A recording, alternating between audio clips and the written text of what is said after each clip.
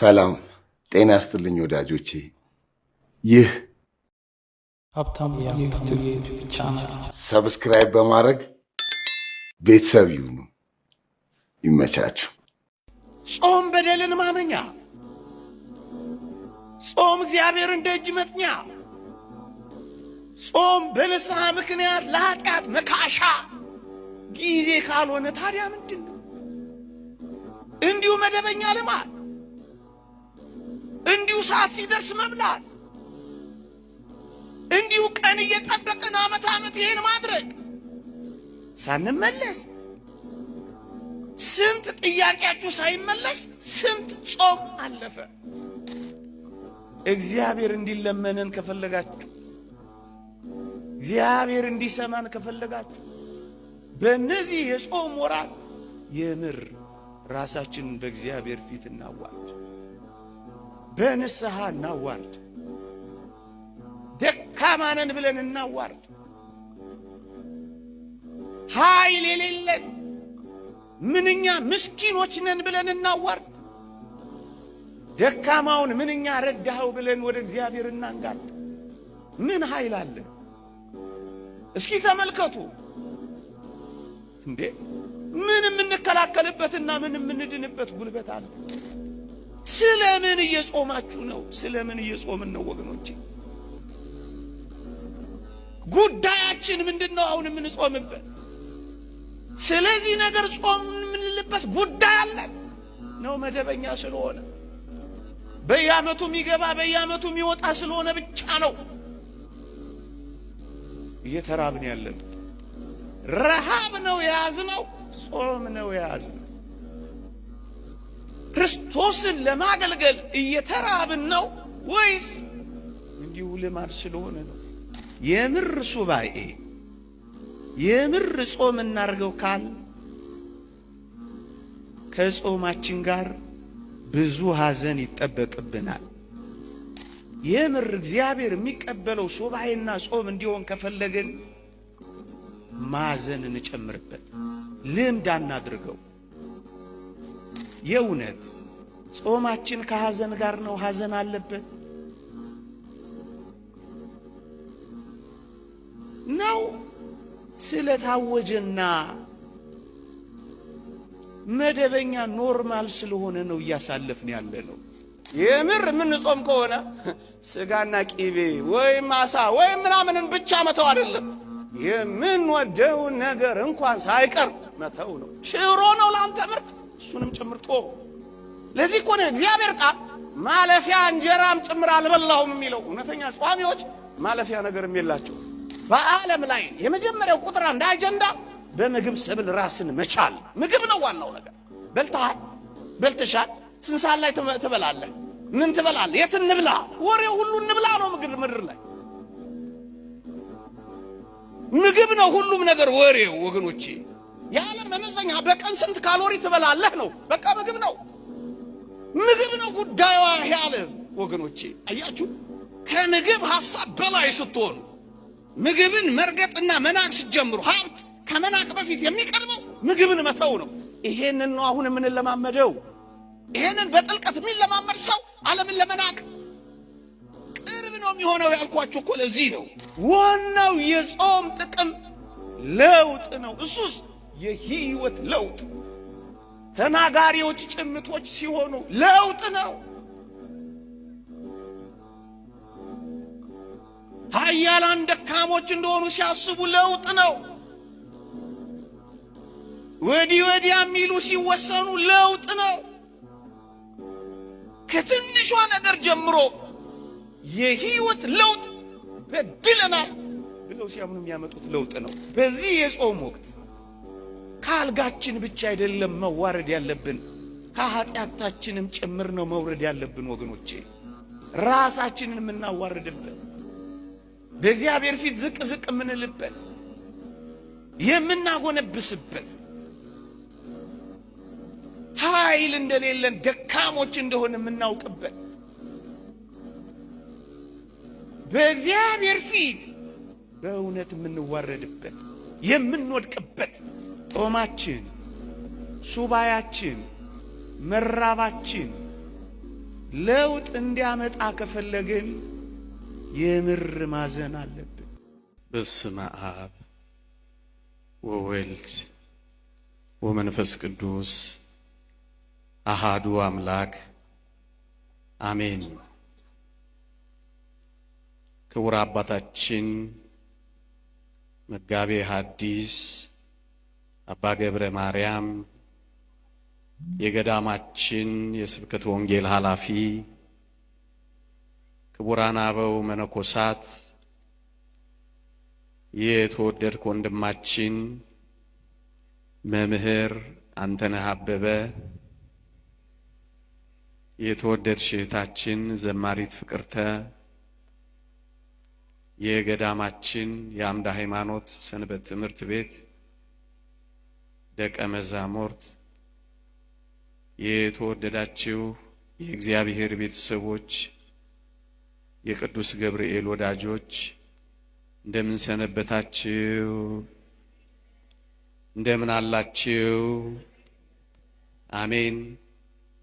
በቸርነቱ የጠበቀን በአጸደ መቅደሱ የሰበሰበን እንደ በደላችን ያልከፈለን እንደ ኃጢአታችንም ያልተቆጣጠረን ምሕረቱን ያበዛልን በፊቱ መታመናችን በጎደለ ጊዜ ሁሉ የታመነልን አምላካችን አባታችን መድኃኒታችን ልዑል እግዚአብሔር ዘላለማዊ ስሙ የተመሰገነ ይሁን። ለቀደምት አበው ለነቢያት፣ ለቅዱሳን ሐዋርያት፣ ለሐዋርያውያን አበው ለሊቃውንት የገለጸውን ጥበብና ምስጢር ለሁላችንም ይግለጽልን። አጠር ላለች ደቂቃ ብዙዎቻችን ከተለያየ ስፍራ ስለመጣን እንዳናስመሻችሁ ጥቂት ደቂቃዎች ወስደን የእግዚአብሔርን ቃል አስታውሳችኋለሁ። ሰምተን እንድንጠቀም እግዚአብሔር ይርዳን። ስለምን እንጾማለን በሚል ርዕስ እንማራለን። ጾም የጀመርንበት ሱባኤ የያዝንበት ሳምንት በመሆኑ ከዚህ ከጾማችን ተጠቃሚ እንድንሆን ስለምን እንደምንጾም እንድናውቅ የጾማችንንም ዓላማ እንድንረዳ የምታውቁትን ደግሞም ብዙዎቻችሁ የምትኖሩበትን ጥቂት መንፈሳዊ ሐሳቦችን ብቻ አስታውሳችኋለሁ። እግዚአብሔር ከሁላችንም ጋር ይሁንልን። አሜን። በቅዱሳት መጻሕፍት ስለ ጾም በተጻፉት አንቀጾች ሁሉ የጾም ጥቅሞች፣ የእግዚአብሔር ሰዎች በጾም ምክንያት ያገኙት በረከቶች አብረው ተጠቅሰዋል። እነሱን ቀደም ብዬ አሰማችኋለሁ። በመጽሐፍ ቅዱሳችን ላይ በርካታ ጥቅሞች፣ በርካታ በረከቶች ቢኖሩም እኔ በዋናነት ጥቂት ነጥቦች ላይ ብቻ አተኩራለሁ።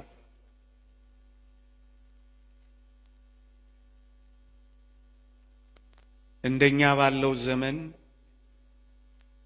ልንጠቀምባቸው ከሚገቡ ነጥቦች ጋር ለማያያዝም እሞክራለሁ።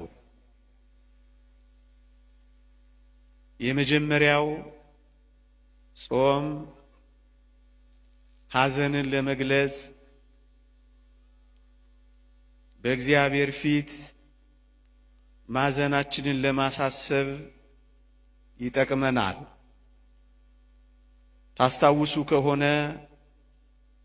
ታላቁ ነህምያ አያሌ ቀንም አዝን ነበር፣ በሰማይም አምላክ ፊት እጾምና እጸልይ ነበር ይላል። ወገኖቼ ሐዘኑን የገለጸው ምሬቱን ያሳሰበው በወገኖቹ ላይ የደረሰውን ሐዘንም በእግዚአብሔር ፊት ያሳሰበው በብርቱ ጾምና ጸሎት ነበር። ወገኖቼ እንዲህ ነው የሚለው፣ አያሌ ቀንም አዝን ነበር፣ በሰማይም አምላክ ፊት ጾምና ጸልይ ነበር ይላል። ወገኖቼ ጾም ሐዘን አለው። ጾም የልብ ትካዜ አለው። ጾም በእግዚአብሔር ፊት ማዘናችንን መግለጽ አለው በውስጡ። ለዚህ ነው ነህምያ የኢየሩሳሌምን መፍረስ፣ የቅጥሮቿንም መቃጠል፣ የሕዝቦቹንም መበተን፣ የመቅደሱንም ነገር ሲሰማ አዘነና በአምላካችን በእግዚአብሔር ፊት አያሌ ቀን ከማዘኑ ጋር ይጾምና ይጸልይ ነበር። ወገኖቼ እኔና እናንተ በዚህ ዘመን በእርግጠኝነት በብዙ ነገሮች እያዘንን ነው ያለነው። ምናልባትም በምድር ላይ ሐዘን ካንጃበበባቸው ሰዎች ምናልባት ልንመደብ ይችል ይሆናል ካላጋነንኩት በቀር። ሐዘን አለብን። ሳቅ ላይ አይደለም ያለነው። ፈንጠዝያ ላይ አይደለም ያለነው። የምር በእግዚአብሔር ፊት መኖር የሚፈልጉ ሰዎች አሁን በሐዘን ስሜት ውስጥ ነው የሚኖሩት። ምክንያቱም በብዙ ጦርነቶች ውስጥ ታጅበን ነው ይህን ጾም እያካሄድን ያለነው። በወገኖቻችን መካከል የእርስ በእርስ ጦርነቶች ህመሞች ሆነውብናል። መወሻሸት አንችልም። ይሄ ሐዘን ነው። ያኛውም የኛ ይሄኛውም የኛ ሆኖ ደም መፍሰስ እንባ ከመፍሰስ ጋር አብሮ መተከዝና ማዘን ይገባናል። የምር ሱባኤ የምር ጾም እናርገው ካል ከጾማችን ጋር ብዙ ሐዘን ይጠበቅብናል። እንደምታዩት ነው። ብርሃኑ ጨለማ እስኪመስለን ድረስ ምን ደስ የሚያሰኙ ነገሮች ያሉንና ሳቅ ይቀድመናል። ሆድ ለማባስ እናንተን ጥልቅ ሐዘን ውስጥ ለመክተት የበራውን ፊታችሁን ለማጨለም ደስታችሁን ለማጨፍገግ ፈልጌ ግን አይደለም። እውነቱን ግን ዋጥ ማድረግ አለብን። ሐዘን አለብን።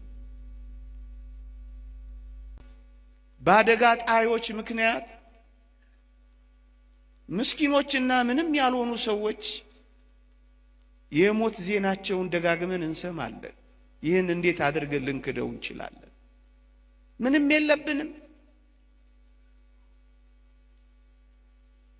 ስለዚህ ኦርቶዶክሳውያን የእውነት ጾማችን ከሐዘን ጋር ነው? ሐዘን አለበት ነው? ስለታወጀና መደበኛ ኖርማል ስለሆነ ነው እያሳለፍን ያለ ነው?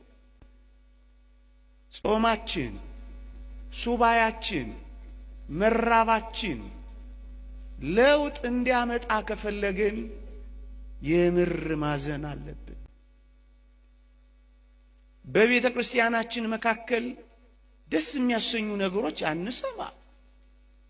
እዚህም እዚያም አትሰበርም እንጂ ለመሰበር የምትቀርብ እስክትመስል ድረስ ትገፋለች።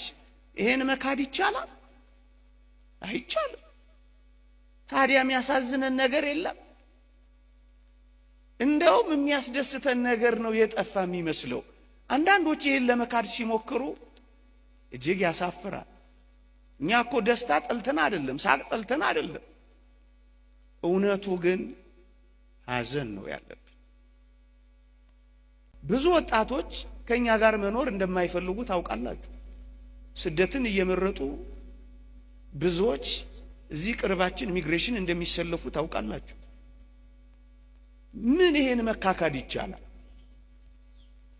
አይቻልም። እና ሐዘን የለብንም? አለብን።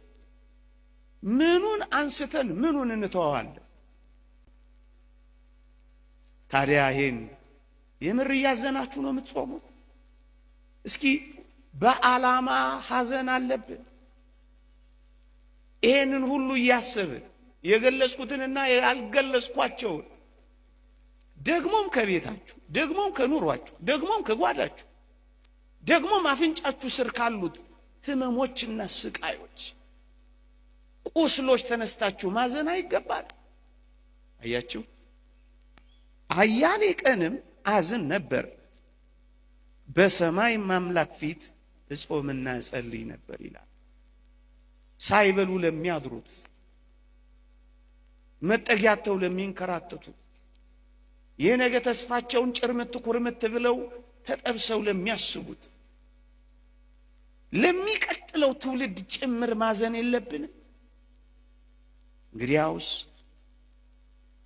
የምር እግዚአብሔር የሚቀበለው ሱባኤና ጾም እንዲሆን ከፈለግን ማዘን እንጨምርበት፣ ልምድ አናድርገው።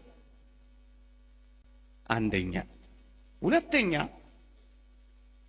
በቅዱሳት መጻሕፍት የምር ይጾሙ የነበሩ ሰዎች በጾማቸው ምን ያደርጉ እንደነበር ታውቃላችሁ? ራሳቸውን በልዑል እግዚአብሔር ፊት ያዋርዱ ነበር። ወገኖቼ መጽሐፍ ቅዱስ እንዲህ ይላል፣ በፈጣሪያችን ፊት ሰውነታችንን እናዋርድ ዘንድ ጎዳናችንንም ያቀናልን ዘንድ ለልጆቻችንና ለፍጥረቱም ሁሉ ጎዳናቸውን ያቀናላቸው ዘንድ አህዋ በሚባል ወንዝ ጾምን እንጹም ብዬ አዋጅ ነገርኩኝ። ስለዚህ ነገር ጾምን፣ ወደ እግዚአብሔር ለመንን፣ እርሱም ተለመነን ይላል። ምዕመናን፣ እንዲህ ያሉ የጾም ጊዜያት በኢትዮጵያ ኦርቶዶክስ ተዋሕዶ ቤተክርስቲያን ኩራታችን የሚተነፍስበት ወቅት ነው መሆን ያለበት። ወገኖቼ፣ እስራኤል ከፈርዖን ባርነት ነፃ ሲወጡ ታስታውሱ ከሆነ ሁለት ነገር እንዲያደርጉ ታዘው ነበር። አንደኛ መራራ ቅጠል እንዲበሉ፣ ሁለተኛ ያልቦካ ወይም ቂጣ ብቻ እንዲበሉ ታዘው ነበር። ወገኖቼ፣ ምን ማለት ይመስላችኋል? ከፈርዖን ቀንበር ተላቀው የፋሲካውን በግ በልተው ከነዓን እንዲገቡ አስገድደው መከራቸውን እንዲያስቡ መራራ የሆነውን በጾም ራሳቸውን እንዲያስገድዱ፣ ከዚያስ ያልቦካ ያልፋፋ ቂጣ ብቻ እንዲበሉ እንደተባለ በትዕቢት ያልተነፉ እንዲሆኑ አድርጎ ነበር። መራራውን ቅጠልና ያልቦካውን ቂጣ እንዲበሉ ያዘዛቸው። ወገኖቼ፣ እንዲህ ባሉ የጾም ጊዜያት ኩራታችን፣ ትዕቢታችን፣ ቀና ቀና ማለታችን ዝቅ ዝቅ ሊል አይገባም። መቼ ነው በእግዚአብሔር ፊት የምንዋረደው? ምን ሲሆን ነው በእግዚአብሔር ፊት የምንነጠፈው? ወገኖቼ፣ ምን ሲመጣ ነው እጃችንን የምንሰጠው? ምን ሲመጣ ነው የምንተነፍሰው? ምን ሲመጣ ነው የምንማረከው? ምን ሲመጣ ነው የምንበረከከው? እንጃ። እሳት ሲዘንብ እንጃ። መጣው የሚለው እኛ ቤት ሲመጣ እንጃ። እዩ በፈጣሪያችን ፊት ሰውነታችንን እናዋርድ ዘንድ ጾምን ነው የሚለው። በዚህ የጾም ወቅት ከአልጋችን ብቻ አይደለም መዋረድ ያለብን፣ ከኃጢአታችንም ጭምር ነው መውረድ ያለብን ወገኖቼ። ራሳችንን የምናዋርድበት፣ በእግዚአብሔር ፊት ዝቅ ዝቅ የምንልበት፣ የምናጎነብስበት፣ ኃይል እንደሌለን ደካሞች እንደሆነ የምናውቅበት፣ በእግዚአብሔር ፊት በእውነት የምንዋረድበት፣ የምንወድቅበት። አንተ ምራን፣ አንተ እጆቻችንን ይዘህ አራምደን፣ አንተ ቅደምልን፣ እኛ ምንም ነን፣ ትቢያና አፈር እንኳን መሆን ያልቻል አቅመ ቢሶች ነን ብለን የምንዋረድበት ከሆነ እዩ። ስለዚህ ነገር ጾምን፣ እግዚአብሔርንም ለመን፣ እሱም ተለመነን ይላል። ስለምን እየጾማችሁ ነው? ስለምን እየጾምን ነው ወገኖቼ? ጉዳያችን ምንድነው? አሁን የምንጾምበት ስለዚህ ነገር ጾም የምንልበት ጉዳይ አለን ነው? መደበኛ ስለሆነ በየዓመቱ የሚገባ በየዓመቱ የሚወጣ ስለሆነ ብቻ ነው እየተራብን ያለን? ረሃብ ነው የያዝነው? ጾም ነው የያዝነው? ክርስቶስን ለማገልገል እየተራብን ነው ወይስ እንዲሁ ልማድ ስለሆነ ነው? አሁን በእግዚአብሔር ፊት የምንዋረድበት ጊዜ ካደረግነው እንድንበታለን፣ ልመናችን ይሰማል።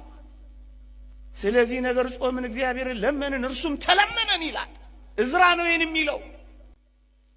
እግዚአብሔር እንዲለመነን ከፈለጋችሁ፣ እግዚአብሔር እንዲሰማን ከፈለጋችሁ በእነዚህ የጾም ወራት የምር ራሳችንን በእግዚአብሔር ፊት እናዋርድ፣ በንስሐ እናዋርድ፣ ደካማ ነን ብለን እናዋርድ፣ ኃይል የሌለን ምንኛ ምስኪኖች ነን ብለን እናዋርድ፣ ደካማውን ምንኛ ረዳኸው ብለን ወደ እግዚአብሔር እናንጋጥ። ምን ኃይል አለ? እስኪ ተመልከቱ እንዴ! ምን የምንከላከልበትና ምን የምንድንበት ጉልበት አለ? አያችሁ፣ አንድ ጊዜ ብድግ በሉ። ክቡር አባታችን ሊቀ ሊቃውንት ቆሞስ አባ ጦመ ልሳን የገዳማችን አስተዳዳሪ እንቀበል። በረከቶ ትደርብ ጸሎት አረፍ ባርከውና አይዟችሁ እየጨረስኩ ነው። አንድ ሁለት ቀን ቢፈጅብኝ ነው ከእንግዲህ ይሁን መቼም አታረገውም ብላችሁ ነው አይደል? እየሰማችሁኝ ነው። ለእግዚአብሔር የምንነግረው ብዙ ነገር የለንም? አለን የለንም? እግዚአብሔርን የምንለምነው ገጽ ይበቃዋል? አይበቃው። እንተዋወቃለን እኮ። ታዲያስ እግዚአብሔርን የምር መለመን ከፈለግን ልክ እነ እዝራ እንዳደረጉት ራሳችንን ማዋረድ የለብን? ሁለተኛ የነቢዩ ዳንኤልንም ቃል አንብብላችሁ። ዳንኤል ሆይ አትፍራ፣ ልብህም ያስተውል ዘንድ ሰውነትህንም በአምላክ ፊት ይዋረድ ዘንድ ካደረክበት ከመጀመሪያው ቀን ጀምሮ ቃልህ ተሰምቷል፣ እኛም ስለ ቃልህ መጥቻለሁ ይለዋል። ከመጀመሪያው ቀን ጀምሮ ራስን ካዋረድክ በእግዚአብሔር ዘንድ ቃልህ ተሰምቷል አለ። ወገኖቼ የዚህ ሁሉ ሕዝብ ቃል እግዚአብሔር እንዲሰማው ሁላችንም መዋረድ የለብንም ወገኖቼ። መቼ ነው በማህበር የምር የምናለቅሰው ተሰብስበን? አላያችሁ? የዛሬ 2 ዓመት ይመስለኛል እንዲህ አይነት አስደንጋጭና ክው የሚያረጉ ነገሮች መስማት አለብን። እግዚአብሔር ሊምረን አይገባም? ለኛ ምህረት አያስፈልግም? ለኛ የኃጢአት ስርየት፣ ለኛ ጥያቄ መሰማት አያስፈልግም። አያችሁ፣ እግዚአብሔር የሚሰማን ይልቁንም ራሳችንን ባዋረድን መጠን ነው። የምናዋርደው ደግሞ በጾም መሳሪያነት ነው ወገኖቼ። ሁለተኛ፣ ሶስተኛ ከበደላቸው ከኃጢአታቸው የሚመለሱ ሰዎች ሁሉ ይጾሙ ነበር ወገኖቼ።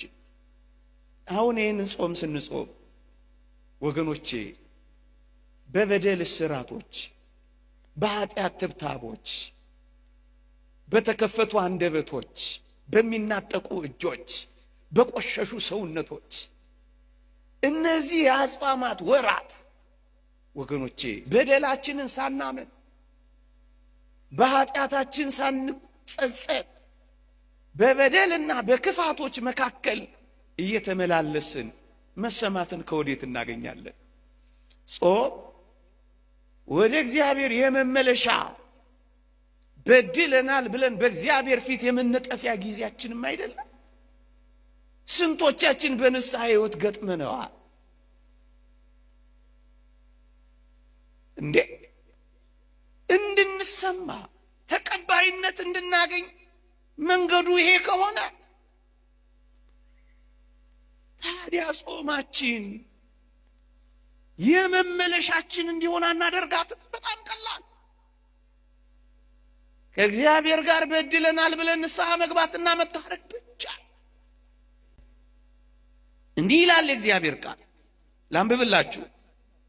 ውሃ ቀርተው በእግዚአብሔር ፊት አፈሰሱ፣ በዚያም ቀን ጾሙ፣ በዚያም እግዚአብሔርን በድለናል አሉ።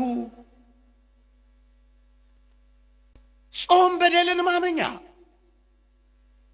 ጾም እግዚአብሔርን ደጅ መጥኛ፣ ጾም በንስሐ ምክንያት ለኃጢአት መካሻ ጊዜ ካልሆነ ታዲያ ምንድን ነው? እንዲሁ መደበኛ ልማድ፣ እንዲሁ ሰዓት ሲደርስ መብላት፣ እንዲሁ ቀን እየጠበቅን ዓመት ዓመት ይሄን ማድረግ ሳንመለስ ስንት ጥያቄያችሁ ሳይመለስ ስንት ጾም አለፈ ወገኖቼ። የጾም ውጤቱ የሚታወቀው የመንፈሳዊ የህይወት ለውጥ ስናመጣ ነው። 55 ብርቱ የጾም ቀናት ባለፉ ቁጥር ስንት የህይወት ለውጥ ያላመጣንባቸው የጾም ወራት ነጎዱ። እመኑኝ፣ ይሄ 55 ቀን ካለቀ በኋላ የህይወት ለውጥ እናመጣለን። ቅዱስ ዮሐንስ አፈወርቅ የጾም ውጤቱ የሚታወቀው የህይወት ለውጥ ስናመጣ ነው ይላል። አለበለዛ ምኑን ጾም ነው? ትንሽ ጊዜ ገርበብ፣ ከዚያ ደግሞ ገርበብ ያደረግነውን ያክል ክፍት እናደርገዋለን። ትንሽ ጊዜ ሰብሰብ፣ ከዚያ በኋላ ደግሞ ባያሌው እንበተናለን። ታዲያ የታለ የጾም ጥቅሟ? ዋናው የጾም ጥቅም ለውጥ ነው። እሱስ የህይወት ለውጥ። ተናጋሪዎች ጭምቶች ሲሆኑ ለውጥ ነው። ኃያላን ደካሞች እንደሆኑ ሲያስቡ ለውጥ ነው። ወዲህ ወዲያ የሚሉ ሲወሰኑ ለውጥ ነው። ከትንሿ ነገር ጀምሮ የህይወት ለውጥ በድለናል ብለው ሲያምኑ የሚያመጡት ለውጥ ነው። ሶስተኛ፣ አራተኛ፣ ያለምንም ጥርጥር ሁላችንም አንድ ደግሞ ተጋድሎ አለብን ወገኖቼ። ክርስቲያን እንደመሆናችን ይልቁንም ደግሞ ከዛ ከፍ ብሎ ኦርቶዶክሳውያን እንደመሆናችን ከአጋንንት ጋር ገባንም አልገባንም ወደድንም ጠላንም ውጊያ ውስጥ ገብተናል። ደም ተቃጠናል። ትግል አለብን ከሰማያውያን ሰራዊት ጋር ተጋድሎ ይዘናል። ታዲያስ በምን ልናሸንፈው ይገባል ወገኖቼ? የሚታገሉን አጋንንት አይናቸውን ትኩር ብለው ቢያዩ ሊያጠፉ የሚችሉ መናፍስት እንዳሉ አታውቁ? ታዲያ ብቻችን እንዴት እንችላቸዋለን? ዝም ብለን እየተዋጋን ይሆን እየወደቅን ያለ ነው? የሰራዊቱን አለቃ ከኋላ አድርገን እኛ ፊት እየሮጥን ይሆን የወደቅነው? ይዛል እጃችሁ ላይ የምር መሳሪያ። እንዲህ ይላል መሐሪ ይስሐቅ፣ ክፉ ባላጋራ ሰይጣን ከሰው አንዱን ጾም ሲጾም ያየው እንደሆነ ይፈራል። ጌታ በቆሮንቶስ ገዳም ያሳፈረውን ማፈሩን የነሳውን ድል መንሳቱን ያስበዋል። ሊቀ ካህናት ከሚሆን ከጌታ በተሰጠን በጾም ኃይሉ ትደክማለች። ከዚህ ከጾም የሚጸና ምንጋሻ አለ። ከአጋንንት ጋር ለመዋጋት ለልቦና ጽናትን የሚሰጠው እንደ ጾም ያለ ምን አለ? ይኸውም ክብር ይግባውና ክርስቶስን ለማገልገል መራብ ነው ይላል።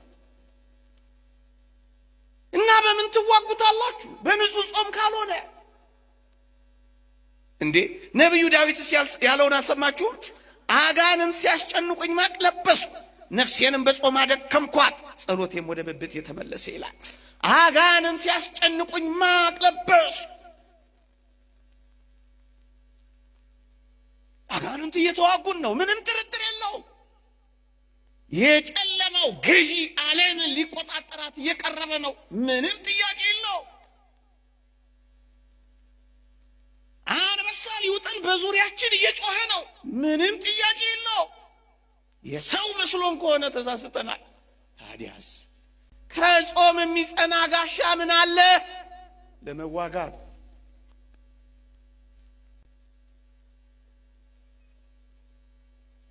ስለምን እንጾማለን? ለተጋድሎ። ስለምን እንጾማለን? ለመመለስ። ስለምን እንጾማለን? ራሳችንን ለማዋረድ። ስለምን እንጾማለን? ሐዘናችንን በእግዚአብሔር ፊት ልንገልጥ። ከብዙ በጥቂቱ ከረጅሙ ባጭሩ ጥቂት መንፈሳዊ ሐሳቦችን ጨምሬላችሁ ላብቅ። ሰዓት እንዳልወስድ ብዬ ነው አጠር ማረገው። እግዚአብሔር ከሁላችንም ጋር ይሁንልን። እየሰማችሁኝ እንደሆነ ተስፋ አረጋለሁ። ኦርቶዶክሳውያን ይዘናቸው ልንሄድ የሚገቡን ጥቂት ቁም ነገሮች ከነዚህ ጋር አንዳንድ ሐሳቦችን ልጨምርላችሁ። አንደኛ፣ አደራ ብዙ በመመገብ እንጂ በመጾም ክርስቶስን ለማገልገል በመራብ በምናደርጋቸው የአጽዋማት ጊዜያት በመራባችን በመጾማችን ደካሞች እንዳንሆን ልንነግራችሁ እንወዳለን። ብዙ መብላት እንጂ ሕዋሳትን የሚያደክመው ብዙ መጾም ሕዋሳትን አድክሞ አያውቅ። ዓለሙ ገልብጦ እንዳይነግረን እኛም በዚህ ሁኔታ እንዳንረዳው ነው። በጣም ብዙ የተመገቡ ሰዎች አይደሉም ምን በበሽታ የተጠቁት ሕዋሳቸው የደከመው ነው እኮ። እይ ወገኖቼ፣ ከዳን እስከ ቤርሳቤ የገዛው ንጉሥ ዳዊት ብርቱ ጿሚ እኮ ነበር። ቅድም አነበብኩላችሁ አይደለም? ሰውነቴ ቅቤ በማጣት ከሳ ያለው እሱ አይደለም? ነፍሴን በጾም አስመረርኳት ያለው ከዳን እስከ ቤርሳቤ የገዛው ንጉሥ ዳዊት አይደለም? አያችሁ፣ እንዲህ አይነቱ ብርቱ ንጉሥ በጾም ነው ብርቱ የሆነው። በጾም ትነግሳለህ ክርስቲያን ሆይ። እንዴ ከለዳውያንን በደንብ አድርጎ ተጽዕኖ ያሳደረባቸው ደግሞም የተቆጣጠራቸው ነቢዩ ዳንኤል እኮ ጿሚ ታራሚ ነበር ወገኖቼ። የሚጾም ሰው ደካማና ለፍስፍስ የሚሆን እንዳይመስላችሁ። እዩ፣ ነቢዩ ዳንኤል በዚያ በምርኮ ምድር በሀገሩ ልማድ ሽቶ እየተቀባባ አይደለም ድል ያደረገው፣ እየጾመ ነው ያሸነፈው። ማሸነፍ ከፈለጋችሁ በኮስሞቲክስ ብዛት አይደለም እናሸንፈው፣ ነፍሳችንን በጾም በማስዋብ ነው። ይሄው የሚነግረን እሱ ነው። በጥበብና በማስተዋል የበለጸጉት በራእዮችና በህልሞች የዳበሩት እነዚያ ሶስቱ ሕፃናት በላተኞች እንዳልነበሩ አታስታውሱ? የበላና የተማረ እንግዲህ ሞክሩት፣ ሊሆን ይችላል አንደኛው። ግን እውነቱን እንነጋገር ከተባለ እንደ እግዚአብሔር ቃል አስተዋዮች፣ ጥበበኞች፣ በጣም ንቆች የነበሩት በጣም ብዙ የሚበሉት አይደሉ። እንዳትሳሳቱ። እደክማለሁ፣ ላንቁሶ ሆናለሁ፣ እልፈሰፈሳለሁ እንዳትሉ መንፈሳችሁ ንቁ የሚሆነው በጾማችሁና በተራባችሁ ቁጥር። ማለዳ ላይ ትደነዝዛላችሁ፣ 6 ሰዓት ላይ ትንሽ ትነቃላችሁ። ሳትበሉ ትንሽ ከቆያችሁማ ነገሩ ሁሉ የሚገለጥላችሁ ትሆናላችሁ። ጥርት ይላል ነፍሳችሁ። ወገኖቼ ጾማችንማ እውነተኛ ሲሆን መክሳት የለውም፣ ወፍረዋል። መጥቆር የለውም፣ አብርተዋል። መደንዘዝ የለውም፣ ንቁ ሆነዋል። አልደከሙም፣ በርትተዋል። እውነት እንነጋገር ከተባለ በአጭር ያልተቀጡት ብዙ ዘመን የጠገቡት እኮ ጾሚዎች ናቸው። አባ ጳውሊ ከ100 ዓመት በላይ፣ አባ አንጦንስ ከ90 ዓመት በላይ፣ አባታችን አባ ዜና ማርቆስ ከ140 በላይ ጾሚዎቹን የሰነበቱት በላተኞቹስ እሱንማ ታውቁታላችሁ። ምኑን ነግራችኋለሁ። ለዚህ ነው የእግዚአብሔር ቃል ስደክም ያን ጊዜ ኃይለኛ እሆናለሁ ነው የሚለው። መንፈሳዊ ሰው ሲደክም ኃይለኛ ነው የሚሆነው። እጁ ኃይለኛ ነው የሚሆነው፣ ይጸልያል። ቃሉ ኃይለኛ ነው የሚሆነው፣ እሳት ይተፋል። እኛ በቁም ነገር የምር ያዝነው ስለማይመስለን እኮ ነው። ይኸውላችሁ ወገኖቼ በጾምና በጸሎት መድከም የለም። ለምን? ስንጾምና ስንጸልይ ጌታችን አብሮ ከኛ ጋር መስራት ይጀምራል። ከእግዚአብሔር ጋር ሆኖ ማን ይደክማል? ከእግዚአብሔር ጋር ሆኖ ምን ይሰወራል? ከእግዚአብሔር ጋር ሆኖ ማን ይሸነፋል? እያችሁ እግዚአብሔር ከእናንተ ጋር እንዲሰራ ከፈለጋችሁ እናንተ በጸሎትና በጾም ድከሙ። ሌላ አንድ ነጥብ ልጨምርላችሁ። የምር እንደው ሰፋ አድርጋችሁ እነዚህን ጊዜያት ጠለቅ ብሎ ማሰብ ከተፈለገ እነዚህን ነገሮች ልጨምርላችሁ። እዩ፣ ምግብን የሚተው ሰው ወይም ምግብን በጾም ምክንያት መተውን የሚለማመድ ሰው ወገኖቼ ይህን ዓለም ለመተው ቅርብ ነው የሚሆነው። እደግመዋለሁ፣ በጣም ቅርብ ነው የሚሆነው ይህን ዓለም ለመተው። ወገኖቼ የዓለም ትልቁ አጀንዳ የምግብ ሰብል አይደለም። ፉከራውን ሰሙ ይችላላችሁ፣ ወይንም ትክክል ሊሆን ይችላል። በዓለም እይታ በዓለም ላይ የመጀመሪያው ቁጥር 1 አጀንዳ በምግብ ሰብል ራስን መቻል። ምግብ ነው ዋናው ነገር። በልተሃል፣ በልተሻል። ስንት ሰዓት ላይ ትበላለህ? ምን ትበላለህ? የት እንብላ? ወሬው ሁሉ እንብላ ነው ምድር ላይ ምግብ ነው ሁሉም ነገር ወሬው። ወገኖቼ የዓለም መመዘኛ በቀን ስንት ካሎሪ ትበላለህ ነው። በቃ ምግብ ነው፣ ምግብ ነው ጉዳዩ ዓለም። ወገኖቼ አያችሁ፣ ከምግብ ሐሳብ በላይ ስትሆኑ ምግብን መርገጥና መናቅ ስትጀምሩ ሀብት ከመናቅ በፊት የሚቀድመው ምግብን መተው ነው። ይሄንን ነው አሁን የምንለማመደው። ይሄንን በጥልቀት የሚለማመድ ሰው ዓለምን ለመናቅ ቅርብ ነው የሚሆነው ያልኳችሁ እኮ ለዚህ ነው። ትኩረቱን ከምግብ ላይ ያነሳል። የተወደዳችሁ ኦርቶዶክሳውያን እንደ እግዚአብሔር ቃል እውነቱን ስንነጋገር የተወደደ መድኃኒታችን ኢየሱስ ክርስቶስ ቅዱሳን ሐዋርያት ስንቅ ይዘው ሲዞሩ ያልታዩት ለምን ይመስላችኋል? ሊቁ ዮሐንስ አፈወርቅ ምን ይላል? ምግብ ያን ያህል አስፈላጊ ስላልሆነ ነው ይላል። በቃ ምግብ ይዘው ዞረው አይታችሁ አታውቁት። ምንም ምግብ የለም ሄደን ገዝተን እንምጣ ሲሉት ትሰማላችሁ። ደክሞትና ርቦት ውሃ ጠምቶት ነበረ፣ በውሃ ጉድጓድ ተቀመጠ ሲል ታገኙታላችሁ። ለምግብ እጅግም ትኩረት አይሰጥም ነበር ጌታችን። ይልቅ ያቺን ነፍስ ለማዳን ነበር ትኩረት የሚያደርገው። ሁላችንም ምግብ ላይ ትኩረት ስላደረግን ነው የደከምነው። ምግብን መናቅን መልመድ የምንጀምረው እንዲህ አይነት የጾም ጊዜያትን ስለ ከዓለም በላይ እንሆናለን።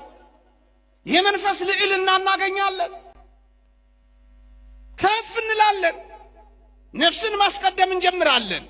ይሄ ጥልቁ የመንፈሳዊ የወላችሁ ወገኖቼ፣ ከምግብ በላይ ስትሆኑ ሰማዕትነትን እየለመዳችሁ ትሄዳላችሁ። በሙሉ ሰማዕታትን ተመልከቷቸው። ስልጣን እንስጣችሁ ንሹሟቸው ሲሏቸው የረገጡት ለምን ይመስላችኋል? ሰውነታቸውን አስለምደዋል። ከምን? ከምግብ ጀምሮ ነው። ስግብግቦች አይደሉም፣ ቁጥቦች ናቸው፣ ልከኞች ናቸው። ከዛስ የትኛውንም ነገር ለመግጠም ወደ ኋላ አፈገፍጉ። ለምን? ከምግብ በላይ ናቸው ወገኖቼ። ይኸውላችሁ ከምግብ በላይ የሆነ ሰው ፍርሃትን አስወግዶ ይጥላል። አይፈራ፣ አያፍርም፣ እውነትን ከመናገር ፈቀቅ አይልም። ምግብ ነው የዓለም ዋናው ጉዳይ። ገንዘብ ቢገኝ ለምግብ ነው፣ ሌላ ለምንድን? ምናልባት ጌጣጌጥ ለመግዛት ነው። ሰዎች ለዚህ ዓለም የምንታመመው በዋናነት በምግብ ጉዳይ ነው። የእውነተኛ ጿሚዎች ስንሆን ግን ከዚህ ሐሳብ በላይ ነው ምን ሆነው።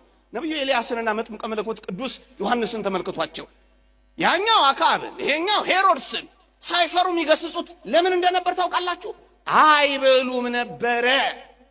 አይበሉ በረሃኞች ነበሩ። ለዚህ ነው አጥብቀው ሲገስጹ የሚታየው። ለምን እኛ ፈሪዎች ሆን በላተኞች ሆና ኧረ ልኑርበት።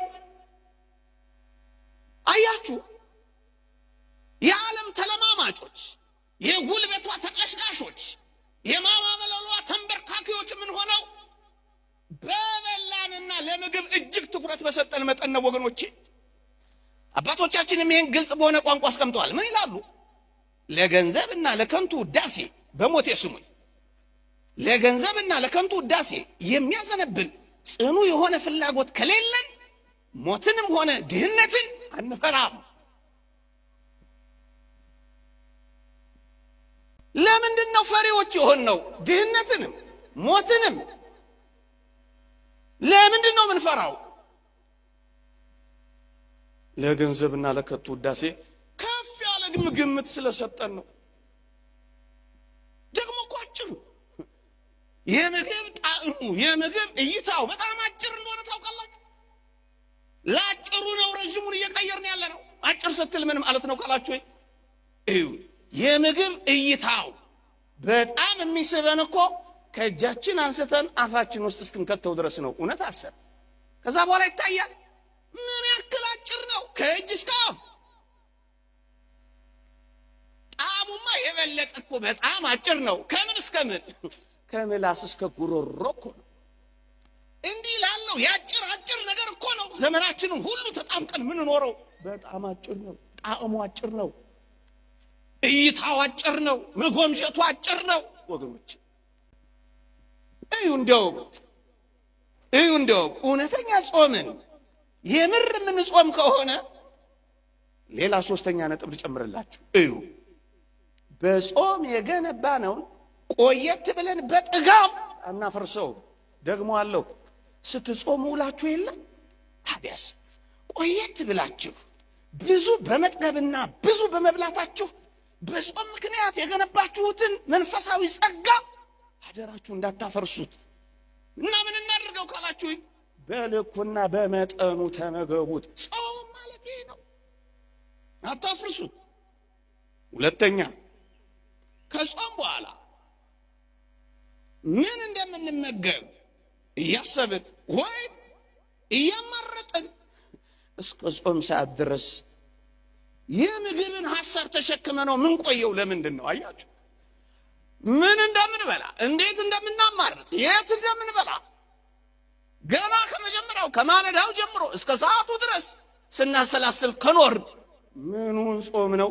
ከዚህ ሐሳብ መውጣትና ከዚህ ሐሳብ በላይ ምግብን ጭራሽ መርሳት ጭምር ነው። ደረሰ አልደረሰ እያሉ 10 ሰዓትን እያዩ 20 ጉዳይ ሆነ ሩብ ጉዳይ ደረሰ እያሉ እጅን እያዩ የሚጾሙት ጾም አይደለም። እናስ ምንድን ነው? የእጅ ሰዓትን ሳይሆን የምንጠባበቀው በዚህ ጽኑ ሕይወት ውስጥ በምናገኘው ጸጋ የሚሰጠንን አክሊል እያየን ነው የምንጓዘው። ይሄ ነው እውነተኛ ጾም ማለት። ስንት ቀን ቀረኝ እያለ እየቆጠረ ቅዳሜና እሑድ ሲመጣ እየፈነጠዘ እንዲህም አይነት ጾም የለም። ይልቅ በጾም ውስጥ ባሉ በረከቶች ነፍስ በምታገኘው ንጽህና እየተደሰተ መኖር ነው እውነተኛ ጾም። ይሄ ነው። እንደውም አንድ ጊዜም ተነጋግረናል። የምር የምንጾም ከሆነ ስጋና ቂቤ ወይም አሳ ወይም ምናምንን ብቻ መተው አይደለም፣ የምንወደውን ነገር እንኳን ሳይቀር መተው ነው። ሽሮ ነው ለአንተ ምርጥ፣ እሱንም ጭምርቶ።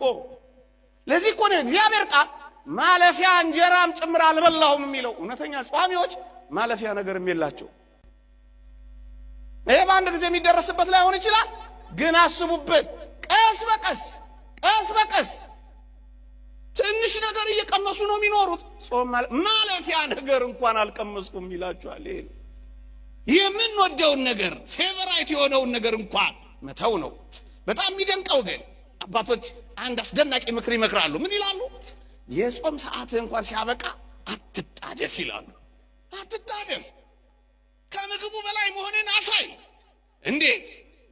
ምግብህን አስቀምጥና መጀመሪያ ልጸልይ፣ ከዛ በኋላ አበላለሁ ብል ጸልይ። ከዛስ እንደገና ምግብህን አስቀምጥና አንድ የመጽሐፍ ቅዱስ ቃል አንብበል፣ ምግብ ይቀመጥ። ከምግብህ ሐሳብ በላይ መሆንን አሳየው። የመጽሐፍ ቅዱስ ቃል አንብብ፣ ተመገብ። መጀመሪያ ነፍስን መግባል። ከዚያስ አሁን ልብላ አትበል፣ እንዲያውም እንዲህ ብለህ ምግቡን አሳፍረው። ምን ብለህ? ትንሽ ደግሞ ያነበብኩትን ቃል ላሰላስለው ብለህ ተመሰጥበት። ምን ማለት ነው? ከምግብህ በላይ ሁንበት። ጨምረህ ለተወሰኑ ደቂቃዎች አምላክህን አክብርበት። እሱ ነው የሚሉት። እውነተኛ ጾም ምን ይሆናል? የረሃብ ስሜት ሊሰማን ይገባል። ጌታችን በወንጌል ከጾመን በኋላ ተራበ ነው የሚለው። የተወደዳችሁ ኦርቶዶክሳውያን፣ እውነተኛ ጾም ረሃብ ሊከተላት ይገባል። እንደውም አንድ አባት ዮሐንስ ዘሰዋስው የሚባል አባት ምን ይላል? የአጋንንት አለቃ የወደቀው ሉሲፈር ነው ይላልና የፈቃደ ሥጋ አለቃ ደግሞ ይላል ሆዳምነት ነው ይላል፣ ጥጋብ ነው ይላል። የእግዚአብሔርን ቃል አላነበባችሁም? ይሽሩን ወፈረ፣ ረገጠ፣ ደነደነ፣ ሰባ ይልና አምላኩንም ረሳ ይላል። ጥጋብ እግዚአብሔርን እንዳስረሳ ምድርን አታዩ? ጥጋብ እኮ ነው ያስረሳቸው። የአጋንንት አለቃ ሉሲፈር ነው። የፈቃዳተ ሥጋ ሁሉ አለቃ ደግሞ ጥጋብ። ጥጋብ ከመጣ የማይመጣ ጉድ የለም። ዝሙት የሚመጣው ለዛ ነው። ልበ ደንዳናነት የሚከተለው ለዛ ነው። ለምንድን ነው ብዙዎች ሲነገራቸው የማይሰሙት ደንዳና የሆኑት ካላችሁ? ጥጋብ ነው፣ ሆዳምነት ነው፣ ስግብግብነት ነው። መች የድሃ እምባ ይታያቸዋል? ለምን? ከጠገብክ እግዚአብሔርን መርሳት አይቀሬ ነው። በልኩ ነው ክርስቲያን የሚኖረው ወገኖቼ። የሚራብ ሰው በሞቴ ስሙ፣ የሚራብ ሰው አቅሙንና ድካሙን ስለሚያውቅ ከመታበይና በራስ ከመተማመን ይልቅ ወደ አምላኩ ይገሰግሳል። ስንራብ ድካማችንን፣ አቅመ ቢስነታችንን፣ ኃይል የሌለን ምስኪኖች መሆናችንን እንረዳለን። ከዛስ እንዴት ትዕቢት ይዘናል? እኔ ምንኛ ደካማ ነኝ ማለት እንጀምራለን ወገኖቼ። አያችሁ፣ በረሃብ ምክንያት ምንኛ ወደ አምላካችን ልንገሰግስ እንደምንችል፣ ወደ ኃይላችን፣ ወደ ረዳታችን፣ ወደ አጋዣችን፣ ወደ ጉልበታችን እንገሰግሳል። ለምን? በመድከማችን ምክንያት አቅመ ቢስና ኃይል የሌለን መሆናችን ይገባናል። ለዚህ ነው ወደን ፈቅደን ክርስቶስን ለማገልገል መራብ እንዳለው ማር ይስሐቅ፣ እኛም ወደን ፈቅደን የምንራበው ለዚህ ነው። እንደውም አባቱ ይወላችሁ ምን ይላሉ? ብርቱ ጸሎት መጸለይ የሚፈልግ ሰው እንደውም ሊቁ ዮሐንስ አፈወርቅ ምንድን ነው የሚለው? በምሽት ሰዓት ተንበርክከህ የአምላክህን ስም ልትጠራ ስትል ሆድህ እንዳይከብድህ ሆድህን በልኩ ሙላው ይላል። እንኳን በአጽዋማት ወራት በሌሎችም ወራት ጸሎታችን በደንብ እንድትደረግ ከፈለጋችሁ ሆዳችሁን ባዶ አድርጓል። ምን ማለት መሰላችሁ? በጥጋብ ሆድ ሲከብድ መጸለይ ስለማይቻል እኮ ነው። እንደውም ይውላችሁ በጥጋብ ምክንያት እንባ ይደርቃል። ሆድ ሲጎድል በብዙ ጾም መካከል የእንባዎች ምንጭ ይፈልቃል ይላል ዮሐንስ ዘሰዋስው። በእግዚአብሔር ፊት የእውነት ለመዋረድ ከልብ የሆነ የመነጨ እንባን አፍስሶ በእግዚአብሔር ፊት ይቅርታን ለመጠየቅ እውነተኛ ክርስቶስን ለማገልገል መራብን ይጠይቃሉ ወገኖቼ። እንደውም አባቶቻችን ምንድን ነው የሚለው? በረሃብ የምትፈጸም ትንሽ ጸሎት በጥጋብ ወቅት ከሚደርሰው ብዙ ድጋም ይሻላል ይላል። በረሃብ ወቅት የምናደርሳት ትንሽ ጸሎት ትጠቅመናለች ወገኖቼ። ዝምተኛ ያደርጋል። በጣም ዝምተኛ ነው የሚያደርገው። የሚጾም ሰው፣ የማይበላ ሰው፣ ጿሚ ሰው አፉን እንደፈለገ ዝም ነው የሚለው። አፉ ይዘጋል። ስለ በጎ እንኳን ማውራት አይችልም፣ ጸጥ ይላል። ለዚህ እኮ ነው አባቶቻችን ጭምትነት ህይወት የሚኖሩት። እዋቸው እነዚህ በጣም ብዙ ጊዜ ስጋ የሚበሉትን አራዊት ተመልከቷቸው። በጣም ተናዳፊዎች፣ በጣም ተተናኳሾች፣ በጣም ኃይለኞች አውሬዎች ነው የሚሆኑት። እነዚህ ምናምን ቅጠላ ቅጠል የሚቀምሱ ምስኪኖች ናቸው። የሚሄዱት? ይዋቸው ተፈጥሮን እንኳን አጣይ። በእነዚህ ወቅት ትሑታን፣ በእነዚህ ወቅት አልቃሾች፣ በእነዚህ ወቅት ዝምተኞች፣ በእነዚህ ወቅት ሰማዕታት፣ በእነዚህ ውስጥ የሚራራ ልብ ይኖረናል። ይኸውላችሁ መራብን ስታዩ ለሚራቡት ደግሞ መራራት ትጀምራላችሁ። በጥጋቡ ስትኖሩ ግን መራራት ከቶም ቢሆን አይታያችሁ። ምን ማለት ነው? ይሄን ሐሳብ ተጠቅልለው እንደነዚህ አይነት አጽዋማት ወራት ድካማችንን ማወቂያ፣ አቅመ ቢስ መሆናችንን መረጃ፣ አምላካዊ ኃይሉን ለማግኘት ደጅ መጥኛ ነው የሚሆኑት። በቃ የክርስትና ጥልቅ ሕይወት የሚሆነው እጅግ ብንጠግብስ ምን እንሆናለን? እሱን 1 ደቂቃ ወይ 2 ደቂቃ ውስጥ ብቻ ተናግሬ ያበቃል። በጣም የምር እግዚአብሔርን ደስ የሚያሰኝ መንፈሳዊ ሕይወት ለመኖር ይፈልጉ። በተለይ ብርቱ የሆነው እንደው ምን ይላል አንድ አባት በጣም የሚገርም ነገር ይናገራል። ምን ይላል?